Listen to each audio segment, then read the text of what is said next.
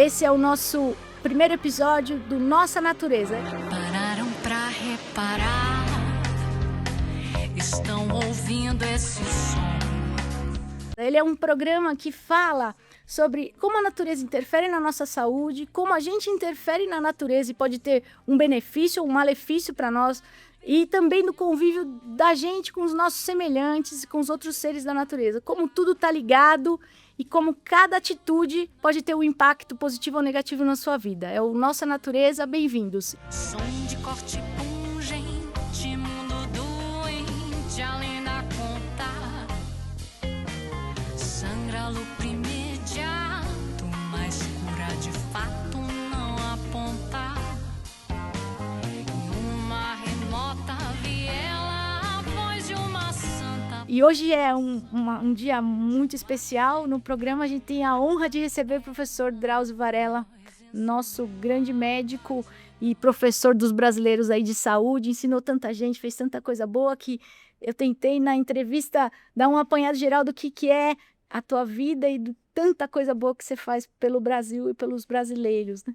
E mais do que tudo, como eu estava te falando no telefone, você é um exemplo de que a humanidade pode dar certo, né? Você deu certo na parte humana, na parte física, na parte espiritual, na parte intelectual, quer dizer, eu nem sei o que te dizer, não é só puxação de saco, é verdade que eu estou falando do fundo do coração. Não leve muito a sério, não, porque a Ionara é uma querida amiga, eu vi ela aparecer na profissão praticamente e se tornar a grande médica que ela virou hoje. Tenho muito orgulho de ter uma amiga como ela. Muito obrigada. E aí, doutor Drauzio, eu queria começar o nosso papo aqui perguntando para você, como esse exemplo da fórmula de longevidade que deu certo, como é correr maratona ainda na tua vida, essas coisas que você faz aí que todo mundo se admira? Olha, Nara, eu sou de uma geração que você fazia exercício enquanto era estudante. Os homens, né? As mulheres nem elas não faziam praticamente. E eu fui fumante quando era adolescente, fumei até os 36 anos de idade. Fazia nada, eu joguei voleibol na época da faculdade, era do time, porque eu era considerado muito alto. Naquela geração, eu tinha 1,83 m. Hoje você pega esses meninos aí, tudo com 2 metros, 2,5 metros. E depois nunca mais. O internato já não deu mais para continuar e acabou ali. A vida inteira fui oncologista e comecei a tratar de gente mais velha e eu via que aqueles que chegavam bem eram aqueles que tinham vidas ativas fisicamente mesmo. Que os sedentários podiam chegar aí aos 70, até aos 80 anos, mas chegavam numa condição muito precária. E aí, quando eu fiz 50 anos, eu comecei a correr de verdade. Eu comecei um pouco antes, aos 40 e poucos, mas eu corria uma vez, ficava 2 meses sem correr. Eu gosto de correr. E quando eu fiz 50 anos, eu decidi correr uma maratona. Justamente para ter essa disciplina, porque maratona você não improvisa, né? Você fala, semana que vem eu vou correr 42 quilômetros. Não vai, você morre e não chega. Então eu preciso ter um objetivo, porque senão fica assim, hoje não vou, não dormi bem, eu tomei uma cerveja ontem. Você fica arranjando desculpa, não é? E aí eu disse, não, se eu tiver esse objetivo de correr 42 quilômetros, eu estava fazendo 50 anos, eu vou aí sim ter disciplina para treinar e para dizer que aos 50 anos eu não sou velho acabado. Que legal. Por incrível que pareça, 30 anos atrás, um homem de 50 anos estava mais para velho do que para moço. E isso mudou bastante hoje, né? Sim. E aí eu corri essa primeira maratona e nunca mais parei de correr. E quando você vai fazendo sempre, né, vai mantendo, os anos foram passando e eu não quer dizer, senti no tempo que eu corri, quando tinha 50 anos, o tempo que eu corro hoje, mas eu ainda corri a Maratona de Berlim este ano aqui, que passou, e eu já tinha na época 82 anos feitos. Que né? maravilha, né? E começou com 50. Comecei Isso com 50. Muito, muito legal. E agora, né, não para as pessoas que querem correr maratona, mas no geral, qual que é o nível aceitável pela OMS atualmente de atividade física? O que você sugere para as pessoas e como colocar isso no dia a dia, não deixar para lá? Essa que é a dificuldade, né? Porque fazer exercício, todo mundo faz de vez em quando, né? Aí você vai para a praia com os amigos, você acorda de manhã, vamos andar. Aí você anda 4, 5, 10 quilômetros nesse dia, né? Daí em diante você não repete, né? Volta para a cidade e na cidade a vida toma conta da gente. Eu acho que essa consciência é absolutamente fundamental. Tem que ser ativa. O que a Organização Mundial de Saúde preconiza é você fazer 30 a 40 minutos de um exercício de moderada intensidade, andar depressa ou andar de bicicleta, enfim, e 3 vezes por semana. Eu sinceramente acho pouco e há vários trabalhos publicados sugerindo que isso deve ser feito pelo menos 5 vezes por semana. O problema é que as pessoas dizem, mas eu não tenho tempo, acordo 6 horas da manhã, vou para o trabalho. Para a mulher pior, não é? Que tem filho, tem casa, né? Que no fim a responsabilidade é sempre feminina. É pior. E aí diz, quando é que eu vou tirar esse tempo? Isso é problema seu, problema de cada um de nós. Ninguém vai resolver isso para a gente, né? Ninguém vai chegar, ai, doutora Eunara, a senhora é ótima médica, curou meu tio, tratou do meu avô, tudo bem. Nós vamos te dar 1 hora de folga por dia? Não vai aparecer essa pessoa. Ao contrário, né? Vão te roubar mais 1 hora se você é eficiente. Então, o que você tem que fazer é marcar. Eu tenho que fazer exercício, vai ser no horário X, 30 minutos. Você diz, mas eu não tenho esses 30 minutos. Você não tem, você está vivendo errado, né? Então, está levando em consideração seu corpo, que é o bem maior que cada um de nós tem. Então, você tem que defender esse horário. E tem umas fases da vida em que é muito difícil mesmo.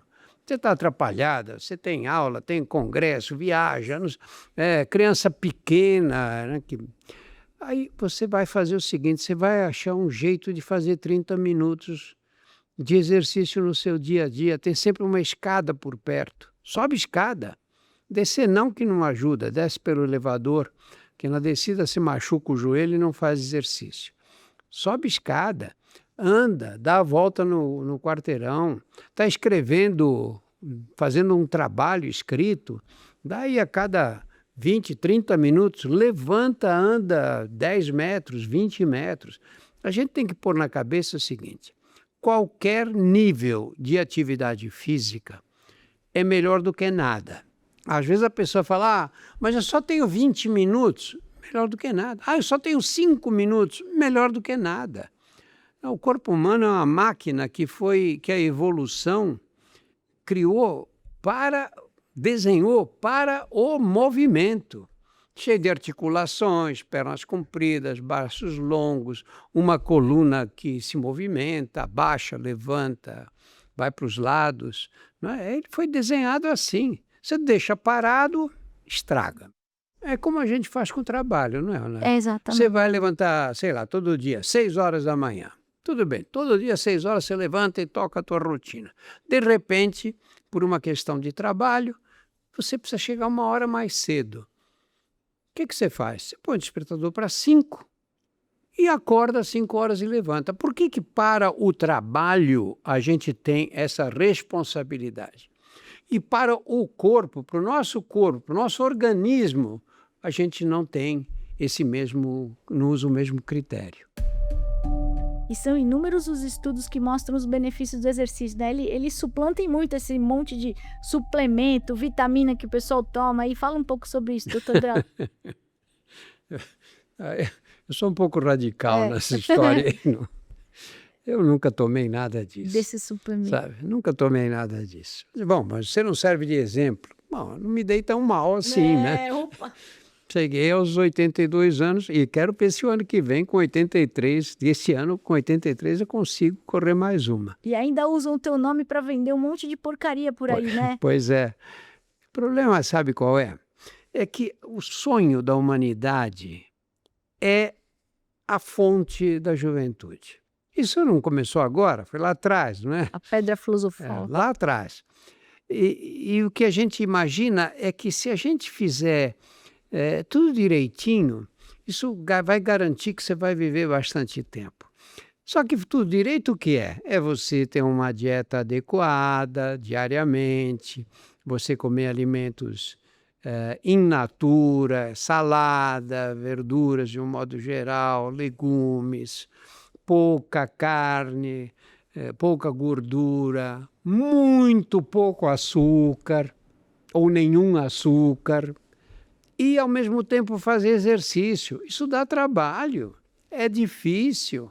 Você não pode beber muito, mas você tem que ter esses critérios todos e levar a vida assim não é fácil. Aliás, é fácil, mas precisa ter disciplina. E aí é muito mais fácil você fazer o quê? Tomar um complexo vitamínico e ter a ilusão de que esse complexo vitamínico vai te garantir saúde. É você comer essas proteínas que vendem aí em quantidades, inúmeras preparações. As vitaminas têm indicações, você sabe disso, muito precisas em medicina, né? A menina vai engravidar, quer ter filho, aí tem que tomar ácido fólico, começar até antes de engravidar. Uma pessoa de idade tem dificuldade de se alimentar, tem dificuldade de comer alimentos sólidos, etc. Precisa de vitaminas? Claro que precisa. Você tem fases da vida em que aquela pessoa teve um problema maior, a alimentação está precária, ou teve uma cirurgia, uma doença, tudo bem. Você tem uma pessoa que fez uma cirurgia para redução do estômago, fez cirurgia bariátrica, ela vai ter deficiência de absorção de vitaminas e tudo bem, essas são indicações muito precisas. Agora, levantar, acordar de manhã, uma pessoa saudável, encher a mão de comprimidos e cápsulas e tomar aquilo com tudo quanto é vitamina e gastar um dinheirão, vai tudo parar no vaso sanitário. Você excreta tudo isso, porque é além das necessidades, não é? E a gente falou então bastante sobre essa coisa da saúde física.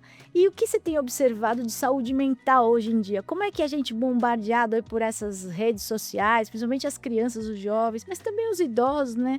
Como é que a gente consegue manter uma mente mais clara, entender o que é importante de fato na vida? Bom, o aumento de transtornos psiquiátricos é uma realidade hoje, não é? Tem gente que diz, mas no passado, será que as pessoas que tinham depressão, ansiedade, não eram diagnosticadas? É verdade, não eram diagnosticadas. Tem um caso de depressão grave, o cara vive triste, não tem ânimo para nada, jogava no paciente a culpa da doença que ele tinha. Hoje a gente faz o diagnóstico porque nós somos mais informados, mais cultos do que eram as pessoas no passado. Isso não tem dúvida, mas que há um aumento real e esse aumento vem vindo gradativamente. Hoje, nos grandes estudos populacionais, mais da metade dos adultos tem transtornos psiquiátricos. Mais da metade. Olha, é muita gente. Por que acontece isso? Eu acho que as explicações são muito variadas, né? Eu acho que primeiro de tudo o que é? Como é que nós sobrevivemos nas savanas da África, né? Quando descemos das árvores, imagina, olha os museus, os esqueletos, 80, 90 centímetros. Éramos frageizinhos. Qual era a chance de você sobreviver no meio daquelas feras, que até hoje estão lá na África, leão, leopardo, como é que você sobreviveria? A única possibilidade que nós tivemos, qual foi? De formar grupos.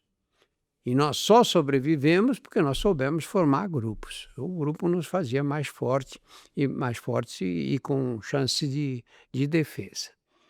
Então, nós somos seres gregários. Gostamos de estar aí, fazendo churrasco, convidando as pessoas, indo para o bar, tomar cerveja em grupo, reunir a família. A gente gosta disso. O mundo moderno o que fez? Nos separou. Nos separou. Eu ainda peguei um Brasil quando eu era criança, num bairro operário, em que as pessoas tinham muitos filhos, os filhos casavam, iam morar perto dos pais, para facilitar a vida de todo mundo, ajudar a criar os filhos, as crianças e tudo. Nós vivíamos em grupo com muito mais facilidade. Hoje, cada um vive num lugar. As cidades cresceram muito.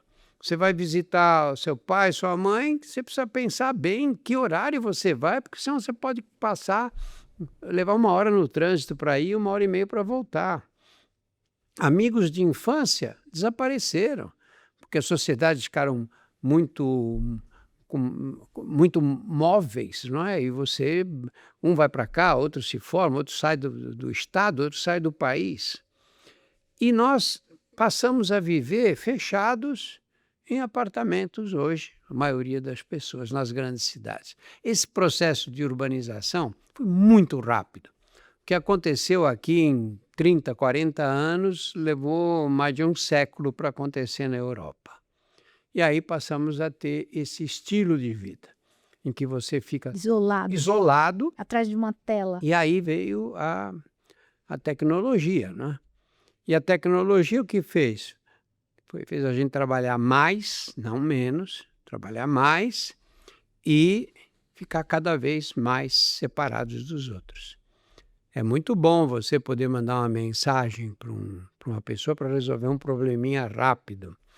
Resolve, tudo bem. Mas hoje você não tem mais liberdade de absolutamente nada.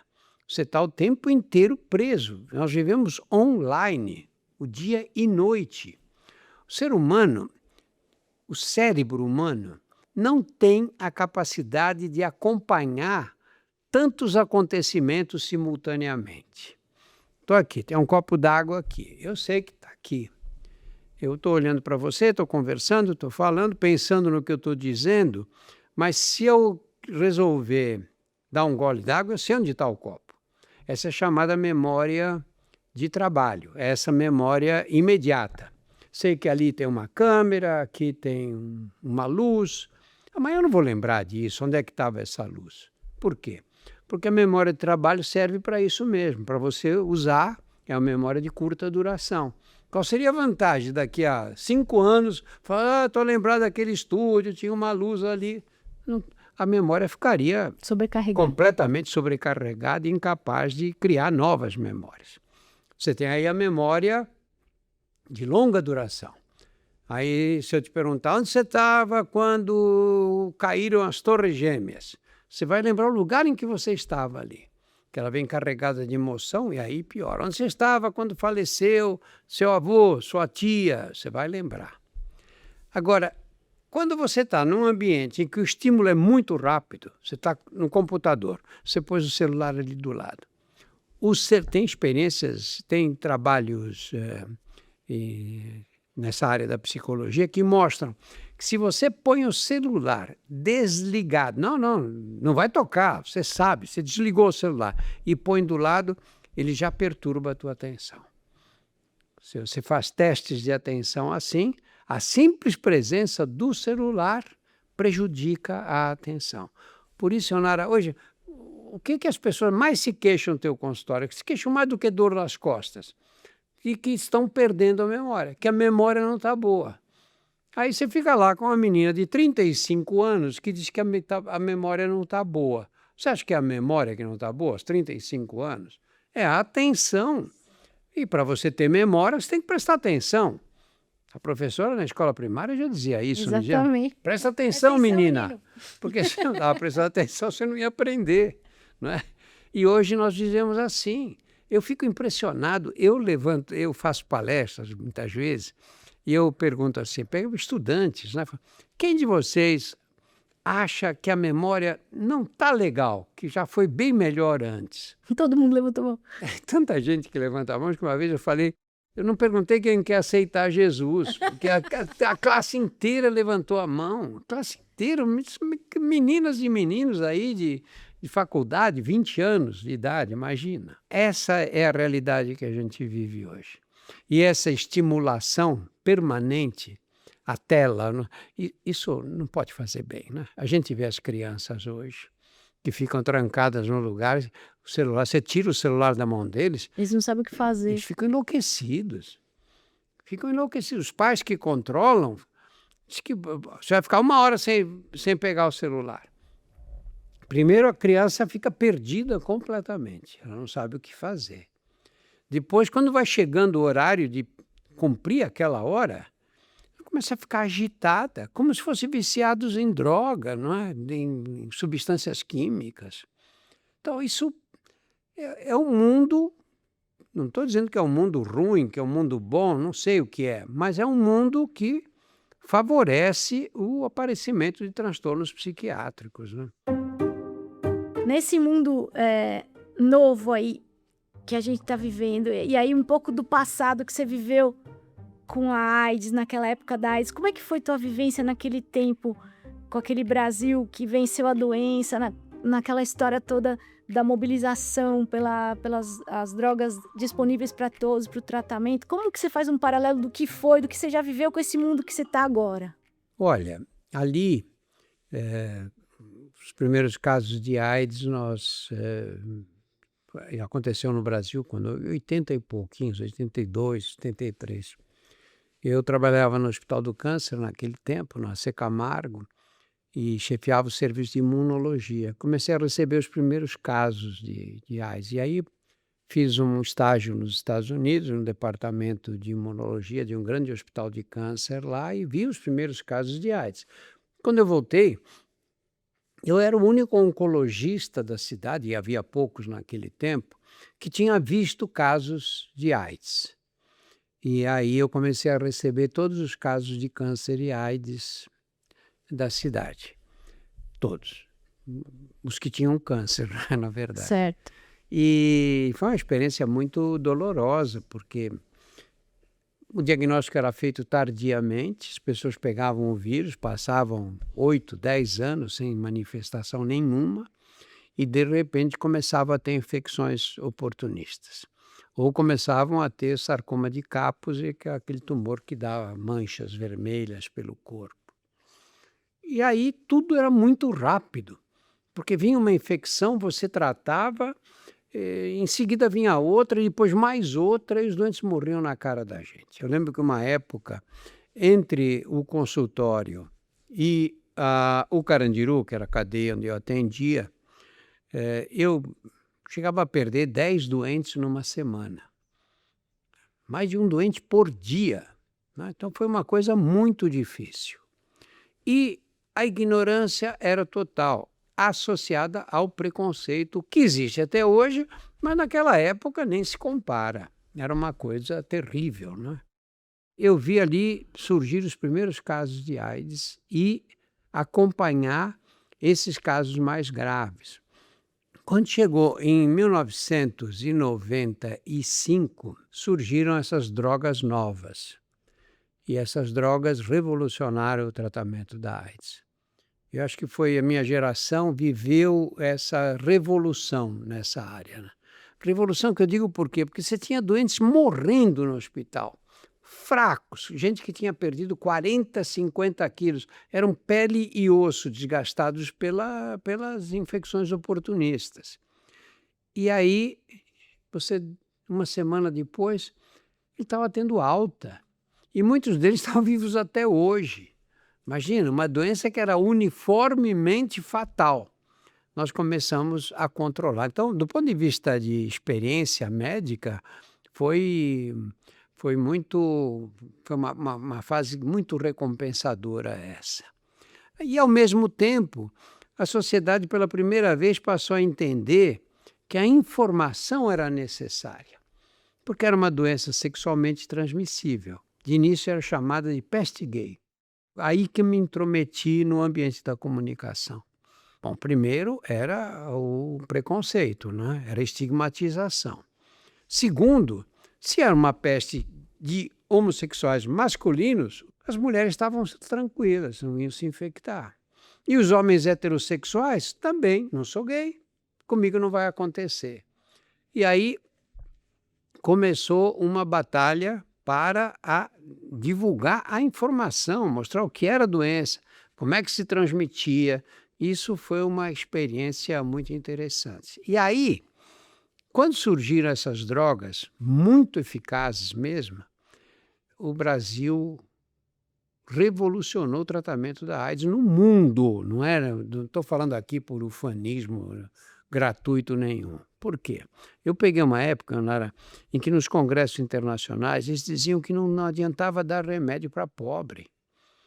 Porque essas drogas na época eram esquemas complexos, vários comprimidos por dia, várias tomadas, e eles diziam, se a pessoa não vai tomar, se não vai aderir ao tratamento, nós vamos acabar criando uma epidemia de HIV resistentes às medicações. Você pegou isso no Congresso, as pessoas falam... Congresso técnicos da Organização Mundial da Saúde falando isso. E aí o Brasil inovou em quê? O Brasil, vamos dar o nome da pessoa que merece esse crédito, que se chama José Serra. Foi mesmo. Ele era o ministro da Saúde e disse, não, nós vamos distribuir remédio para todo mundo. Falar isso naquela época era a mesma coisa que você falar desses medicamentos de hoje aí que custam uma fábula. Por exemplo, você pegar as canetas emagrecedoras, vamos dar para todo mundo que está com excesso de peso. Você fala, não, é impossível, quem vai pagar isso? Naquela época era até pior. Tinha drogas que custavam $1.000 por mês. $1.000 por mês. Uma droga tinha que usar 2 ou 3 pelo menos. E aí o Brasil foi para cima mesmo. O papel do ministro da Saúde, José Serra, na época, foi muito importante, porque ele conseguiu apoio político para isso e nós começamos a distribuir. Você sabe qual foi a consequência? Acho que as duas mais importantes. Nós distribuímos para todo mundo. Naquela época a gente tinha a mesma prevalência do HIV que a África do Sul. A África do Sul não distribuiu para ninguém. Tinha lá um presidente da República, que eu lembro, que disse que o vírus não existia, o HIV. Um negacionista.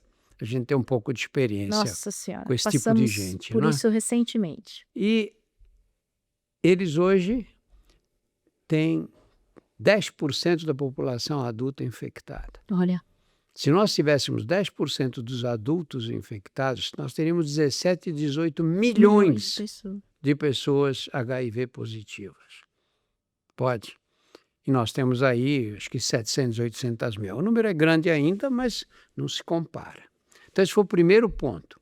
Nós conseguimos diminuir a velocidade de propagação da epidemia e mostramos que tratar as pessoas era possível.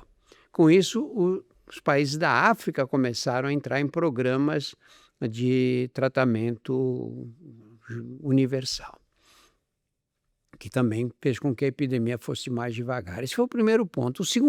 A segunda demonstração, que essa a gente demorou mais para entender, mas foi a de que quando você faz o tratamento e tem a carga viral indetectável, você consegue eliminar a carga viral, não o vírus, que o vírus você não se livra mais, mas o vírus deixa de aparecer no sangue, nas secreções sexuais, você não transmite a doença. Então, o Brasil que provou isso, porque tinha tanta gente tratada aqui que foi possível estatisticamente fazer esse cálculo.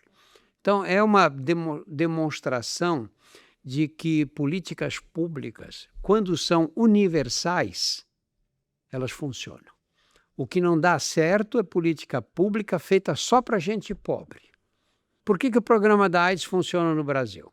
Porque eu pego o vírus, vou lá com a receita, na unidade básica de saúde, eles me dão um remédio. Ninguém quer saber quanto eu ganho por mês, em quem eu voto, ninguém pergunta nada. Todo mundo tem direito. Eu preciso de um transplante de fígado. Eu me inscrevo, eu vou para a lista e quando chegar a minha vez vão me chamar. Tenha dinheiro, seja um morador em situação de rua, seja um alcoólatra que bebeu até acabar com o fígado, todo mundo tem direito. E funciona. E assim outros programas. Por que o programa de contracepção não funciona? E as meninas mais pobres engravidam com 14 anos. Por quê? Porque é só para pobre. Porque se eu vou buscar o meu remédio para AIDS no posto e não tem, está em falta, eu ligo para um amigo jornalista, no dia seguinte está na primeira página do jornal. Agora essa menina que foi lá, quer colocar um DIU, ela não consegue colocar, ela vai reclamar para quem? Ela não tem a quem recorrer. Não tem acesso, percebe? Falando disso, sobre o SUS e tudo que ele faz de diferente pelo nosso país, como que você pode falar sobre isso? Olha, a minha idade, Nara, a gente começa a ser testemunha ocular de muitas coisas. Eu trabalhei 20 anos como médico antes da existência do SUS. E depois da existência para cá, aí, sei lá, 30 e tantos anos. O que era a saúde pública no Brasil antes do SUS? Ela não existia. Não existia saúde pública. Eu lembro de ver prontuário carimbado na contracapa, assim, indigente. Quem era o indigente? O indigente era aquele que não tinha direito a nada. Era dependente da caridade pública. Ele ia se tratar na Santa Casa, quando existia, ou nos hospitais públicos, quando existia. O Hospital das Clínicas, por exemplo, quando eu era interno, era o hospital da cidade. Tinha 2 pronto-socorros praticamente na cidade. Era o da Santa Casa e o do Hospital das Clínicas. Pois tinha uns postos de atendimento, assim, de emergências, para fazer um curativo, para, sei lá, dar 2 pontos numa pessoa que se cortou. Então, hoje, nós temos, a população inteira tem direito, o SUS que fez. Eu, quando dou aula para estudantes, eu falo, olha, a minha geração viu uma revolução na medicina brasileira que a geração de vocês não vai ver, uma tão grande, tão profunda. De repente, a gente colocou na Constituição que saúde é um bem de todos. Agora, é caro fazer isso, né? É difícil. É tão difícil que nenhum país com mais de 100 milhões de habitantes tem saúde para todos. Nenhum país, é só o Brasil. Nós não temos 100 milhões, temos 215 milhões. Muito bem. Agora, quando você vai dar saúde para todos, fica difícil você se organizar. E não é fácil num país como esse, que é um país continental, com 215 milhões de brasileiros, todos com acesso, mesmo os que têm plano de saúde, e que tem desigualdades regionais e uma distribuição de renda imoral como é essa nossa. Aí é difícil, aí não é fácil fazer. Mas eu acho que nós evoluímos muito, muito mesmo. O SUS tem 34 anos, sei lá, 35 anos. O SUS é muito novo ainda, mas eu nasci no bairro do Brás, aqui em São Paulo. Da minha casa, se você sair a pé hoje, o lugar onde eu morava, você para chegar na Praça da Sé, leva aí 40 minutos, vai, andando. Eu não tomei nenhuma vacina. Não tomei nenhuma vacina. Não existia pediatra. Eu não tive pediatra, minha irmã, meu irmão não teve. A molecada que jogava bola comigo na porta da fábrica, ninguém foi ao pediatra. Naquele tempo tinha as doenças próprias da infância, É, né? As mães levavam a gente para pegar catapora, especialmente rubéola. Né? rubéola. Levava para pegar as meninas, para depois não ter durante a gravidez e ter problema. Essa era a vacina da época. Era assim, eu tive todas essas doenças infantis, né? Todas. Tive sarampo, coqueluche, difteria, tive cachumba, tive o diabo. Todos nós tínhamos. Hoje eu circulo pelo Brasil, aí eu viajo muito, ando para baixo, para cima. Não existe uma criança que não tenha acesso ao pediatra. Pensa. É muito legal, né? Em 50 anos, numa geração, que eu estou vivo ainda, numa geração você foi de 0 pediatras para 100%. Não estou dizendo que a criança vai ser atendida, vai ter um atendimento maravilhoso, que não vai ter espera, não é isso que estou dizendo. Mas você não encontra no Brasil hoje uma criança que não tenha recebido vacina, a menos que os pais não tenham tomado essa providência. O acesso é integral. É integral. Então, o avanço foi muito grande. O problema atual qual é? Tem 2 minutos a mais para explicar isso? Tem todo o tempo que você quiser. Qual é o problema atual? Quando o SUS foi criado, a expectativa de vida no Brasil era pequena, era baixa. E a população era muito jovem. O jovem, é fácil de você resolver o problema de saúde dele, porque ele teve uma gripe, depois complicou com a pneumonia. Ele vai para o pronto-socorro, recebe uma receita de antibiótico, vai embora para casa. Ou é uma infecção, uma pneumonia mais grave, vai para o hospital, ele é internado, 3, 4 dias de antibiótico na veia, vai embora para casa com antibiótico por via oral. Pronto. Ele pode passar aí 30, 40 anos sem precisar de atendimento médico. Pode passar, pode acontecer. O que aconteceu com a população brasileira? A faixa que mais cresce hoje, qual é? Que está acima dos 60 anos. Nós estamos envelhecendo. Felizmente, né? Não chegava a envelhecer porque morria cedo. Estamos envelhecendo.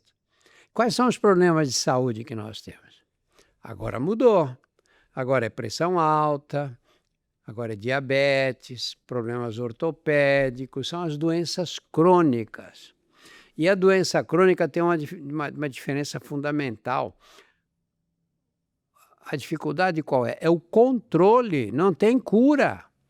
Mas você tem que controlar, porque se não trata o AVC, não trata a hipertensão, não trata o diabetes, vai tratar o AVC, vai tratar o infarto do miocárdio. Isso encarece demais o sistema de saúde. Não é problema no Brasil, é problema em tudo quanto é lugar. O NHS, que é o sistema inglês, está entrando em colapso, porque não tem mais condição de atender todas essas pessoas. E o que a gente faz, então? Fica reclamando? Não. Tem solução para isso? Tem solução? Não.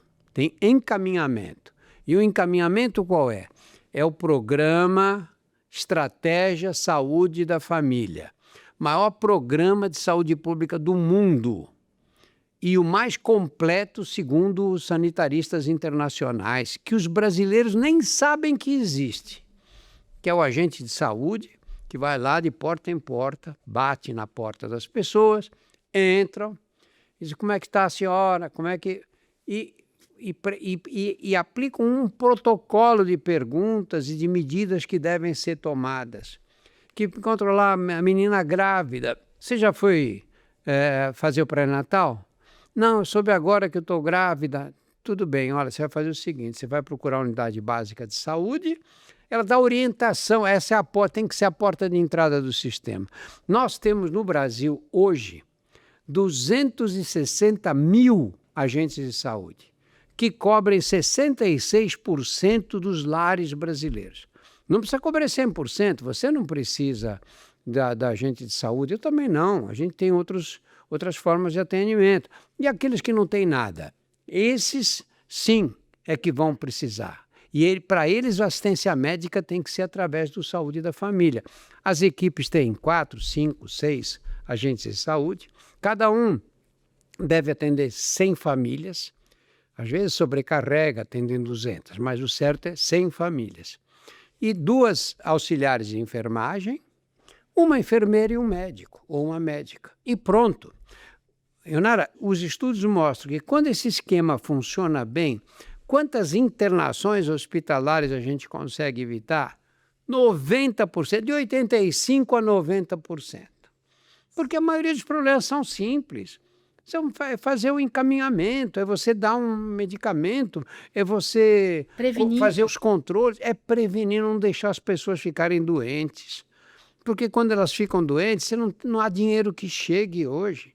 No passado não tinha tratamento, ficava doente e quando estava muito mal ia para o hospital morrer. Agora não, agora nós temos tomografias, ressonâncias, temos medicamentos caríssimos, né? E a assistência médica virou uma coisa muito cara, proibitiva, muitas vezes. A prevenção é a resposta. A estratégia de saúde da família é o caminho, é o caminho. E falando disso que você fez tantas coisas maravilhosas, né? Essa coisa de você trabalhar com a população carcerária também, falar um pouquinho sobre isso, como que isso mudou a tua vida, o que você aprendeu com isso? Olha, eu entrei nessa porque eu gostava de filme de cadeia. Sempre gostei, desde criança, e até hoje eu gosto, adoro ver. E às vezes estou zapeando a televisão, coisa que acontece uma vez cada 2 anos e meio agora. Mas aí passou, tem um filme de cadeia, isso aí vou dormir 2 horas da manhã, porque eu vou ver isso até Eu o morro fim. de medo desses filmes. Eu adoro, adoro. Mas o que acontece? Eu, na época da epidemia de AIDS, em 89, me pediram para fazer um vídeo sobre AIDS. Era um vídeo educativo. E um dos lugares onde eu fui filmar o vídeo foi lá na casa de detenção, o Carandiru. E eu cheguei lá, vi aquele... O Carandiru é uma cidade, né?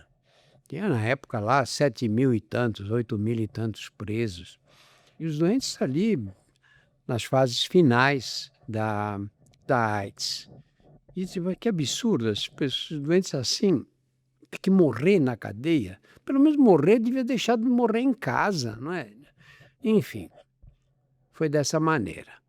E aí eu acabei me envolvendo com esse trabalho e fiquei atendendo, comecei a atender os doentes lá. E ali é uma medicina, eu fui fazer uma medicina que eu não tinha aprendido na faculdade. Não tinha raio-x, não tinha exame de laboratório, tinha uma cesta básica de medicamentos. E é aquela medicina como era no passado, só o estetoscópio e mais nada. E eu fiquei muito interessado naquele ambiente, fiquei achando que eu já estava formado, comecei lá em 89, estava formado há 32 anos, né? Formei em 67, 89, não, 22 anos de formado. E eu disse, olha, eu posso dar um dia por semana, eu venho para cá, fico atendendo os doentes. E aí fui me envolvendo também naquele ambiente, ouvi as histórias e tudo, e assim começou esse trabalho. E ele continua até hoje. Pois a detenção foi implodida, não é? Aí eu fui para a penitenciária do Estado, aí depois a penitenciária virou feminina, eu passei a atender as mulheres lá, fiquei lá de 2006 a 2020, e veio a pandemia, 1 ano e pouco depois eu voltei e estou lá até agora. Atendo atualmente no Centro de Detenção Provisória do Belém, CDP do Belém. É um dia por semana, não é nem um trabalho especial. Mas é uma medicina que eu gosto de fazer e aprendi muito com essa convivência, entendi melhor o que é o Brasil, o que é a sociedade brasileira, de que forma ela age, né? As diferenças sociais, você manter uma distribuição de renda desumana como essa nossa, a que tipo de problemas isso acarreta, né? Eu acho que a gente já parei para pensar várias vezes, eu não seria quem eu seria hoje se eu não tivesse vivido essa experiência toda aí. Eu certamente seria uma pessoa diferente da que eu sou hoje, não tem dúvida. Isso ajudou a me formar também. Acho que o exercício de empatia deve ser astronômico, né? É muita coisa que te toca, né, nessa situação. Tudo, porque nós somos médicos, não somos juízes, né? Nós não estamos aí para julgar os outros. A sociedade prepara os juízes para fazerem esse tipo de trabalho. A função do médico o que é? É aliviar o sofrimento humano. Em lugar nenhum está escrito, é aliviar o sofrimento humano dos que são bem comportados, que são mal comportados. Não. O juramento não tem isso aí. O juramento não fala isso. Não. Então você tem que aliviar o sofrimento humano, seja quem for. E depois tem um aspecto que eu sempre tive clínica particular e tudo, né? Você sabe disso. Aí você, às vezes atendia um cara que estava preso. Esse cara, logo no começo, eram ladrões de toca-fita. Iam muito para a cadeia. O moleque ia nos... Tinha um cara, a gente ia no rádio, toca-fitas, não é? Tinha, de gaveta. De gaveta, ele entrava e pegava o rádio, roubava aquilo, e iam presos. Aí você pegava um ladrão de toca-fitas. E você recebia no consultório um homem de gravata, super chique, elegante. Você não perguntava para esse cara como é que ele ganhava a vida, não é verdade? Muita gente podia ser um bandido muito pior do que, Nossa, do que hoje todos agora que estavam tá ali. meio escancarado isso aí, com Pois essa é. história da Faria Lima aí, né? E você... Não cabe ao médico fazer Julgar, isso. ele faz o nosso trabalho, né? Eu gosto muito desse trabalho, de verdade. Muito lindo. Acho que eu recebi mais do que eu dei nesses anos todos. Não tenho dúvida disso. E dessas tuas lutas todas da tua vida, também sobre essa coisa da prevenção do câncer e como você foi fundamental para essa coisa do cigarro, das pessoas pararem de fumar e agora a gente enfrentando esse cigarro eletrônico, né? Fala um pouco dessa outra luta sua. São tantas lutas que eu nem sei o que Não, perguntar. olha, quando eu comecei o que me levou a entrar nos meios de comunicação foi a AIDS, aquela época da AIDS, graças a um jornalista chamado Fernando Vieira de Mello, que hoje é o nome daquele túnel que vai no fim da Rebouças ali. Fernando era um gênio da comunicação. E a gente era muito amigo e ele que me introduziu nesse mundo aí. E aí as coisas com a AIDS foram entrando num ritmo melhor, nós passamos a dispor de tratamentos e tudo. E passamos a viver, especialmente no final dos anos 90, começo dos anos 2000, você não conseguia falar de cigarro em meios de comunicação de massa. Por quê? Porque a indústria tabaqueira comprava a imprensa inteira com as publicidades. Era aquelas publicidades, aquelas mulheres maravilhosas, aqueles homens másculos, a cavalo, né? O outro ia um iate, né? Com Trilha de Hollywood. e ligando ao esporte. Uhum. As companhias, a indústria do cigarro cometeu e comete até hoje o maior crime da história do capitalismo. O único crime pior do que esse foi a escravidão. Agora, descontada a escravidão, não consigo pensar num crime maior que esse. Porque qual foi o crime deles? Viciar a criança. Olha, eu tenho experiência de lidar com bandido nas cadeias. Muitos bandidos. Eu te diria que a maioria deles não vende droga para menor de idade. Tem uma ética no comportamento. Até a bandidagem dos traficantes. O traficante, que é um bandido, né? Ele tem essa ética. Esse pessoal das companhias de cigarro vendem cigarro para 9 anos, 10 anos. Coloca sabor, né? Foi sabor para disfarçar o gosto de chocolate, gosto de canela, gosto de essência de maçã, para viciar a criancinha. Eles fazem uma coisa que o traficante não faz, por ética. A ética deles é mais frouxa do que a ética dos traficantes de droga. Eu não estou falando isso de graça, não. Eu tenho um longo convívio, atendendo em cadeia, são, 37 anos. E aí o que eles fizeram? Quando foi proibida a propaganda na televisão e nos meios de comunicação de massa, outra coisa nós devemos ao José Serra. Ele conseguiu mobilizar e ganhou apoio político para proibir propaganda na televisão. Na hora que isso aconteceu, as companhias de cigarro perderam a força que eles tinham.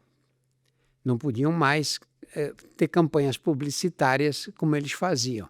E aí, não só eu, muitos outros médicos passaram a explicar o que o cigarro fazia, que não era um vício bonito, não era um hábito, não era uma dependência de droga, da droga que causa a maior dependência química de todas, que é a nicotina. Olha, Leonardo, fazer um parênteses aqui. Eu vi nascer a epidemia de crack em São Paulo, que aconteceu em 1992. Eu estava na detenção e vi quando entrou a epidemia de crack. Hoje, crack é proibido nas cadeias. Na época também era, mas agora é proibido pelo PCC. Aqui em São Paulo não tem. Ninguém fuma crack na cadeia. Zero. Eu vejo hoje presos que vêm da Cracolândia. Estão na Cracolândia há 5 anos, 10 anos, 20 anos já viam. Mora na Cracolândia ali, fumando crack o dia inteiro. Chegam na cadeia, não tem crack. Nunca vi uma crise de abstinência por crack. Nunca vi. Agora, vê se eles param de fumar quando chegam na cadeia. A nicotina vicia mais do que o crack. Então, quando nós começamos a mostrar essa realidade, especialmente a mostrar que não tinha nada de charmoso No vício. No vício, nada. O que eles fizeram um cigarro para mulher, para viciar as Foi. meninas, que chamava charme. Chamava charme. Bom, e nós conseguimos uma coisa que eu acho que foi muito, muito eficiente. E esse foi, acho que, na minha participação de muitas pessoas, né, muitos médicos especialmente, e até instituições que se mobilizaram para reduzir o número de fumantes, tem um detalhe que eu comecei, acho que foi o primeiro que comecei, falei, olha, dá mau hálito, dá um hálito repulsivo, é isso que eu dizia. E é verdade, não é? Chega alguém, você vai beijar uma pessoa, encontra numa festa, oi, tudo bem? É aquele cheiro de cigarro. Né? Entra no cabelo das mulheres, né? É uma coisa que é um vício cafona, né? Você começou a falar isso nos Falei meios e de comunicação. sempre. Uma coisa nojenta, meu. Você vai beijar uma pessoa que tem aquele cheiro de cigarro. Beijando cinzeiro. Beijando cinzeiro. É boa imagem. Esse eu não falava, eu devia ter falado. Aí começou a diminuir o número de fumantes. Por isso que a gente tem que confiar na educação. Porque hoje nós fumamos menos no Brasil do que nos Estados Unidos, que gastaram bilhões em campanhas. Nós fumamos menos do que todos os países da Europa. Fumamos menos do que a Escandinávia. Fumamos menos do que a Itália, França, Alemanha. A gente deve isso muito a você. Não é incrível? Não, a mim não. A educação, se educar as pessoas, não é? E esses caras do eletrônico vêm agora aí o que tungar eles essa história, fazem? né? Porque isso é uma indústria criminosa. Não vamos pensar... Sal de Nós nicotina. estamos lidando com bandidos. Esses caras são bandidos. Eles vendem uma droga, que é a nicotina, que vicia crianças. E aí o que eles fazem? Inventaram o cigarro eletrônico. Quer dizer, faz menos mal, porque não tem aquela fuligem do cigarro, não tem aquela, mas tem outra. Quantos produtos químicos vão dentro desse inferno? E pegar as crianças outra vez, que é a especialidade deles. Viciar crianças, porque a nicotina é muito difícil de largar, e se você consegue viciar uma criança de 15, 16 anos, ele vai ser usuário o resto da vida. E eles querem o que no Brasil? Não, tem que legalizar, a Anvisa tem que aprovar, porque com isso a gente vai ter mais qualidade. Qualidade? Então, qualidade do quê? Qualidade no veneno, né? Você vai querer mais qualidade na cocaína que Exatamente. É vendida, na maconha que é vendida para o estudante? Né? Na verdade, o que eles querem o que é?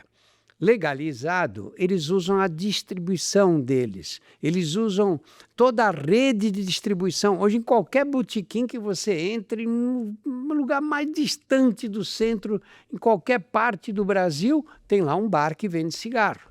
Eles querem fazer isso com o eletrônico. A saída é educação, né? Sempre, né? Da população para isso, né? Uma alternativa, né? Qualquer outra alternativa é ineficaz e tem muitas complicações. É repressão, você vai acabar. Acho que a gente está chegando ao final, assim. Eu queria que você falasse um pouquinho, primeiro, desse problema que te aflige aí com a tua imagem sendo usada inadvertidamente para vender coisas que você nunca nem sequer pensou, e com essas coisas de deepfake agora cada vez mais. Ionara, se você quiser fazer uma propaganda de dipirona, para pegar um medicamento bem simples que todos nós usamos, você pode fazer? Os conselhos de medicina permitem que se apareça Não, de jeito nenhum. Apareça no rádio, na televisão, na imprensa e diga, olha, dipirona é o melhor analgésico, né? E aí com um nome comercial, que pode ser qualquer um, tem tantas formas, né? Você não pode fazer isso, porque um médico não pode fazer publicidade de medicamento em hipótese alguma. O que esses caras fazem? Eles usam a inteligência artificial para fazer essas publicidades de pseudo-remédios, porque você não sabe o que tem, o que eles vendem, você não tem ideia do que é. E esses pseudo-remédios, eles me põem falando, a mim e a outros médicos também. Eu mais, porque eu talvez tenha mais visibilidade. Você imagina que uma repórter do UOL encontrou na internet propaganda de um curso para imitar minha voz e o meu nome. Propaganda mesmo. E ela achou aquilo estranho. Ela nem me conhece, nem eu a conheço. Ela achou estranho. Entrou no curso para ver. Aí foi lá, se matriculou. O curso custava 900 e tantos reais, R$ 1.000 por mês. Sabe quantos alunos tinha? 600 e tantos alunos. Nossa! E como é que trabalham esses caras? Eles fazem isso por inteligência artificial. A voz é muito parecida com a minha voz, às vezes mais bonita do que a minha voz. E eles aí anunciam esses remédios. Quem vai tomar? Você encontra um negócio desse, você olha lá e fala, não é o Drauzio, imagina, não vai fazer isso. Mas as pessoas mais simples, pessoas que não estão familiarizadas com a internet, entram nessa. Sim. Ouvem, acho que é a minha voz, falam, é ele falando e pronto. E o que mais me dói é que às vezes encontro essas pessoas humildes na rua, falam, doutor, eu comprei aquele seu remédio para dor nas costas, eu tomei, mas não adiantou. E você tem que explicar, não era eu, a senhora caiu num golpe. Agora, como funciona esse golpe? O estelionatário faz isso, imita minha voz e põe lá um site para vender o remédio. O site é falso também, claro, ele é um ladrão, é um estelionatário. Agora, ele faz isso, você faz um vídeo qualquer, põe na internet. Quantas pessoas vão ver o vídeo? 100? 200? Eles fazem o quê? Vão na Meta, a Meta é a empresa Plataforma. que é dona do Facebook, é dona do Instagram. Eles vão lá e pagam para a Meta para disseminar o vídeo. E aí, dependendo de quanto você paga, esse vídeo vai chegar para milhares, para centenas de milhares ou para milhões de pessoas. Então, a Meta é parceira desses estelionatários. Ela é parceira desse crime. É tão criminosa quanto os estelionatários que fazem. Estão no mesmo negócio. Você sabe que tem um artigo longo que saiu na imprensa nos Estados Unidos mostrando que a Meta ganha com matérias, com propagandas falsas, 10% do lucro dela vem de propagandas 10%. falsas. Sabe quanto dá isso em dinheiro? 16 bilhões de dólares. Nossa! Então, você não consegue, se avisa, você entra em contato, olha, isso aí é falso. Interessado. Nem te respondem, nem te respondem. Muito bem. Você diz, não, mas é difícil, né? Quantos vídeos esses caras recebem? Como é que eles vão fiscalizar tudo? Uai, o YouTube faz isso. Você não encontra uma propaganda falsa desse tipo no YouTube. Por quê? O YouTube tem uma tecnologia que a Meta não tem? Imagina. Claro que não, né? Esses caras são criminosos também, eles fazem parte desse grande estelionato, porque eles lucram também para cometer esse crime contra a saúde pública, porque quem vai pagar não sou eu. Eu posso ficar chateado de ver minha imagem usada dessa forma, mas quem vai pagar é a pessoa simples, ingênua, que vai lá e compra esses medicamentos. Esse é um dos grandes problemas da internet. Nós temos que ter uma legislação que nos permita processar essas companhias. Eles não podem fazer isso. E aí eu queria que você deixasse aí a tua mensagem final aí para a turma que vem, os médicos e mesmo os não médicos, as pessoas da sociedade em geral.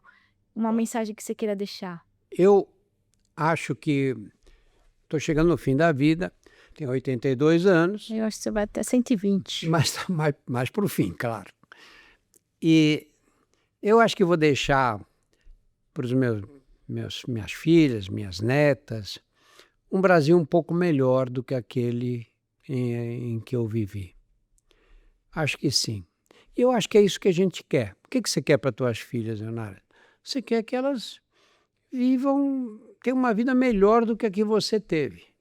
Então, esse é um compromisso muito importante que nós temos que ter. Temos que pensar na geração que vem depois.